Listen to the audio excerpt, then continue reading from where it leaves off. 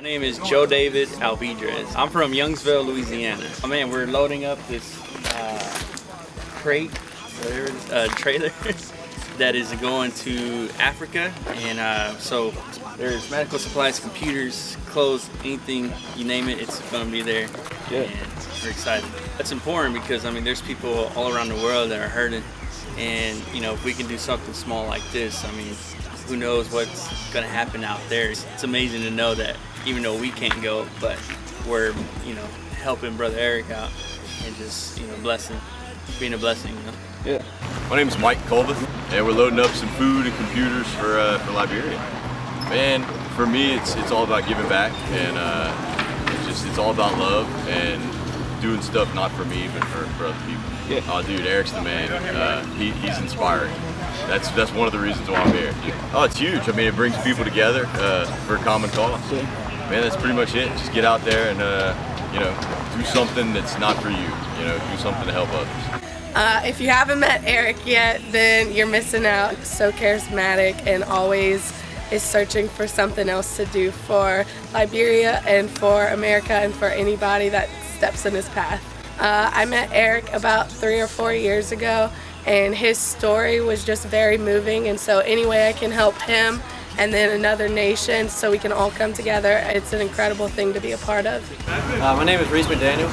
We're loading a bunch of boxes on a trailer. I think it's great considering the background that he's had, like the fact that he wants to help all these school kids in a safe environment is really inspirational to a lot of people. So that's really cool. Awesome. I think that's awesome.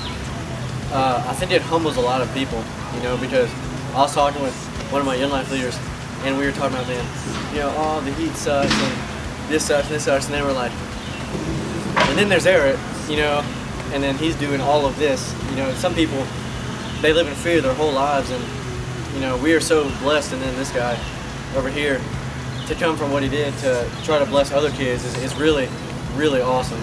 So it's just really, it's humbling, you know. So I'm glad I did it. Well, I live in Lafayette. I'm originally from Louisiana, which is about an hour north of here. Right now we're helping Eric and his foundation load up in this container educational supplies, medical supplies, books, things of that nature to ship them to Liberia. It's very important because, first of all, youth education is very important to me. Just last year I started a youth literacy foundation to help the kids in this area. So whenever I met Eric through a mutual friend and he told me what he was trying to do and it showed the videos of where this is actually going and I seen those kids, well, it kind of struck something in me because, you know, I try to do the same thing here. So I definitely want to be part of this because I believe that education is one of the most important things that children could have because it's something that can't be taken away from them. So I will dedicate any amount of time I can to help that. I think it's awesome. I met with Eric about 2 weeks ago, 2-3 weeks ago at a coffee shop, and he explained to me what he does, what his foundation does, and I thought it is excellent. I think that the world definitely needs more guys like Eric who's trying to make a positive change in the world in light of the things going on in the world right now. Yeah. It's very important because I think it teaches us something. It taught me something. Even with everything I set out to do and some of the challenges I face, hearing his story and what he's doing and where these supplies are going, it puts things in its proper perspective for me. And I think that if more people knew his story, they would get that. And it's also community building because many of these supplies are donated from people and organizations and schools in the area. So you know, it contributes to that unity and it puts things in perspective for us. I applaud him for it. He inspires me to continue with what I'm doing. Our names are Chase and Alyssa Labruz, and we're the youth pastors at Life Church. We're from Abbeville, Louisiana. I mean, whatever we can do to help Eric and send his message out. At Metro Life Church, we're all about that, helping all around the world. So our pastors, Pastor Caleb and Alicia, they wish they could be here helping, but we're here, you know, for right now, doing whatever we can to help Eric out.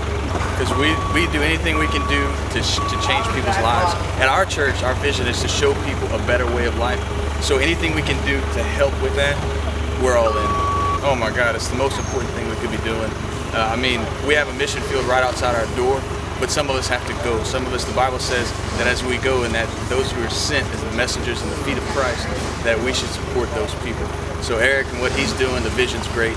Everybody should get behind him, support him, He needs monthly partners, I'm sure. He needs financial supporters. He needs people to give him stuff and help with not only that, but with volunteer work like we're doing out here today. We are loading a 40-foot container, going to ship this thing off to Liberia, Africa. Got 40,000 pounds of food and a lot of computers and supplies, medical supplies, all kinds of stuff. Always fantastic. I love Eric. You know, I first met him when he came over here to the States. He was working at a car wash. He had a broken windbreaker and some flip-flops in the middle of winter.